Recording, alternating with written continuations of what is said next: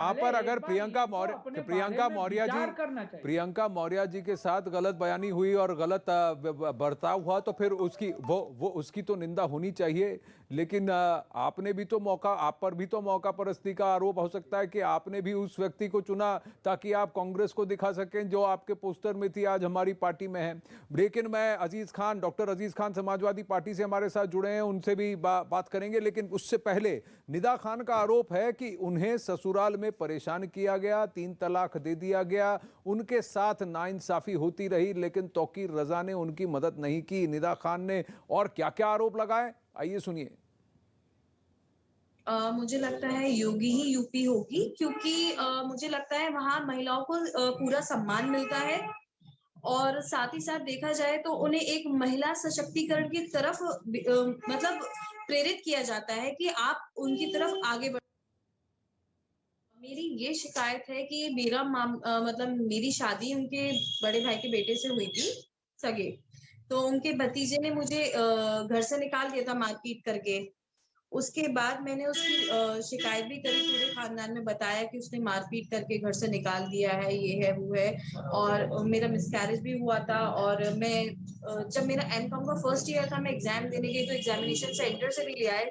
और उसके बाद हमने रिपोर्ट वगैरह कराया। हमने इनसे बोला भी कई बार कि घर बिगाड़ना नहीं चाहते हम लोग। तो उन्होंने कहा कि आप लोग को जो करना है कर लीजिए और बाकी सब हम देख लेंगे।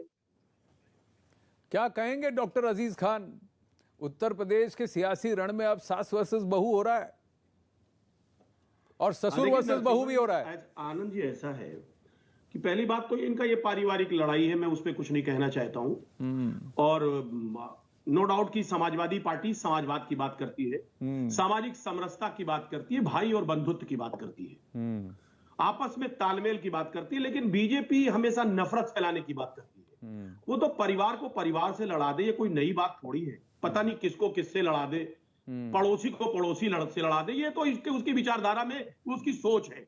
इसलिए मैं इसमें कोई कमेंट नहीं करना चाह रहा हूं। इतनी बात जरूर मैं कहना चाहूंगा, पहले तो बीजेपी को यह बताना चाहिए कि जो कुलदीप सेंगर ने बलात्कार किया और इतना बड़ा उनके ऊपर आरोप लगा, 8 महीने तक एफआईआर क्यों दर्ज नहीं हुआ? पहला सवाल, क्यों दर्ज नहीं हुआ? जब सुप्रीम कोर्ट ने दखल दिया तब एफआईआर दर्ज हुआ और आगे की कार्रवाई बड़ी माननीय योगी जी लगातार बचाते रहे।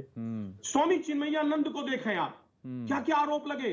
लड़की खुल करके आई, उल्टा लड़की को जेल में भेज दिया, तमाम तरीके की चीजें रही और माननीय मुख्यमंत्री महोदय बचाते रहे। आप देखिए ना, तमाम एक लंबी फहरिस्त है। ये महिलाओं के सम्मान की बात करते हैं। इन्होंने सबसे ज्यादा महिलाओं का अपमान अगर किया है तो सबसे ज्यादा बीजेपी ने अपमान किया है। साड़ी तक खींची गई है। ये वोट का लालच है, ये शासन सत्ता का आप देखिए आपका निदा खान को 3 तलाक, निदा खान को जब 3 तलाक दिया गया, निदा खान को जब 3 तलाक दिया गया, नहीं अजीज खान जी, निदा खान को जब 3 तलाक दिया गया था, निदा खान को जब 3 तलाक देकर घर से बाहर कर दिया गया था, तब तौकीर रजा आप ही के साथ थे, आप ही की पार्टी के साथ थे। और ये ससुर बहू का करे जो पारिवारिक लड़ाई है, ये तो आपके यहां भी हो रहा है। या वहां पर भी एक बहू है जो हटकर जो रूठ के चली गई है, अब बीजेपी में जुड़ गई है। वो तो नहीं तो आप पारिवारिक लड़ाई की बात कर रहे थे, तो मैं कह रहा हूं निदा खान जी को जब 3 तलाक दिया गया था तब तौकीर रजा समाजवादी पार्टी के साथ जुड़े हुए थे। 176 राइट्स पर कार्रवाई की बात जो वो कर रहे हैं, वो 2012 और 2017 के बीच में ही हुए थे, जो तौकीर रजा जिसकी वजह से आपको छोड़ के चले गए हैं। तो दोनों तरफ से सवाल आप पर भी तो उठते हैं कि निदा खान के लिए आपने क्या जस्टिस किया? कोई अपराधी है, मेरी बात सुन लीजिए जी, अगर कोई अपराधी है और किसी ने अपराध किया और महिलाओं के अजमत से खिलवाड़ किया है और उसके सम्मान से खिलवाड़ किया है, उसको गिरफ्तार करिए। 5 साल कहां थे आप? सोए हुए थे क्या? 5 साल आपकी सरकार थी और महिलाओं के अधिकार की लड़ाई आप लड़ रहे थे। आप कहते साहब महिलाएं मेरे लिए सब कुछ है। एक तरफ महिलाओं का चीरण होता है, दूसरी तरफ आप सम्मान की बात करते हैं। इंस्टेंट 3 तलाक, इंस्टेंट 3 तलाक के खिलाफ कानून भी, इंस्टेंट 3 तलाक के खिलाफ कानून भी 2017 के बाद ही इसी सरकार के अंडर आया था। मैं आपसे पूछ रहा हूं, जब आपकी सरकार थी आपने क्या न्याय किया? आपने नहीं किया। आप पूछिए बीजेपी से सवाल। लेकिन कब क्या होता है कि जब आप दूसरे पर कीचड़ उछालते हैं तो भाई कभी कभार अपना दामन भी साफ नहीं होता, अपने दामन पे भी कुछ छींटे गिर जाती है।